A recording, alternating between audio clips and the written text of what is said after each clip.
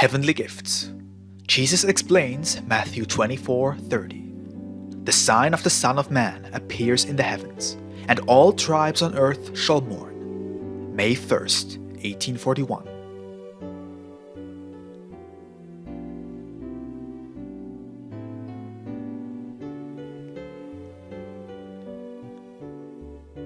Hans H. asked for an explanation of Matthew chapter 24:30. And then the sign of the Son of Man appears in the heavens. Then all the peoples on earth shall mourn, and see the Son of Man come in the clouds of heaven, with great strength and glory.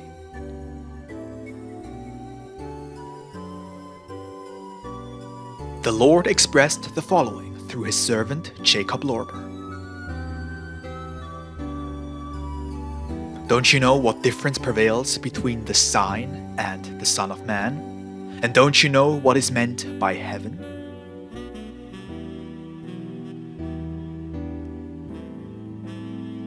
Truly, you might think of nothing more foolish than to behold a so-called crucifix in the starry sky. Just ask yourself, of what use would it be to the world if they beheld not just one, but an entire legion of crucifixes in the sky? Would that make people better in their hearts? Oh, certainly not. Wouldn't the scholars be at hand immediately and declare all of these crucifixes the spawn of a sanctimonious deceit?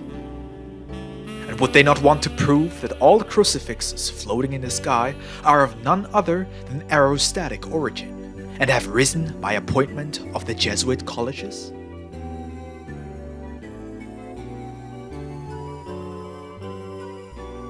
Look, such phenomenon would have this and many other effects on the scholars of the world.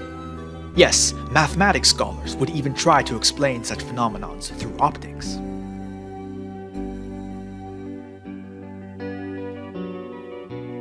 But what would the common man say? I tell you, he would fall silent as a result of excessive fear, because after witnessing such an event, it would be clear to him that the day of judgment is at the door, according to the erroneously planted doctrine.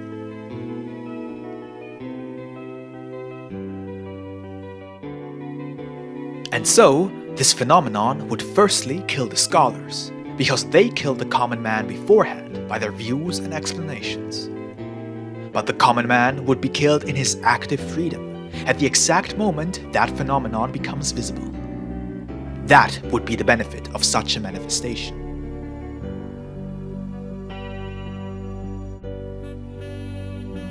That this would be the case, you can clearly see if you direct your attention to those times for which certain doomsday scenarios have been predestined by some wisdom-rummaging prophets.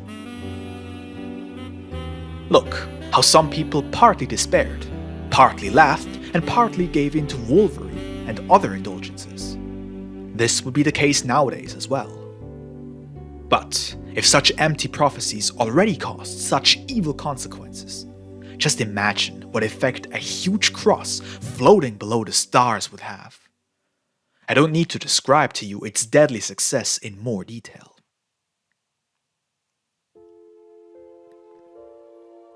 However, by heaven, the following is to be understood: the entire truth of faith from the Word, which is the Church in its authenticity.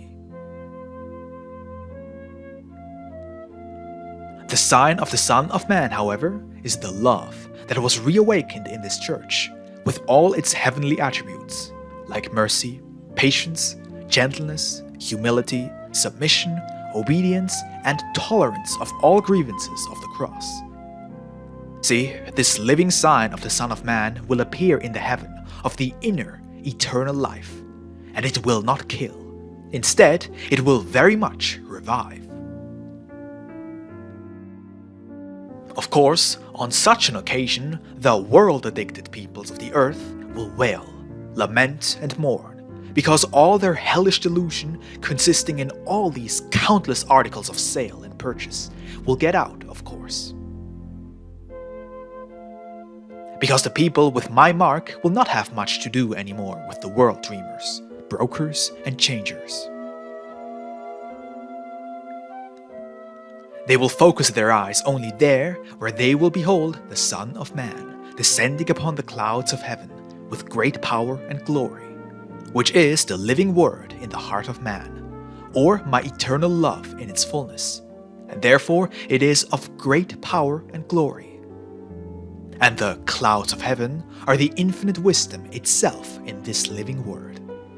Look, this is the long and short of this text.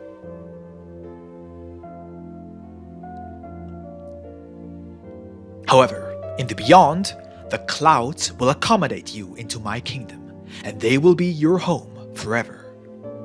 This means only there you will fully understand the great power and glory of the Son of Man in the greatest bliss.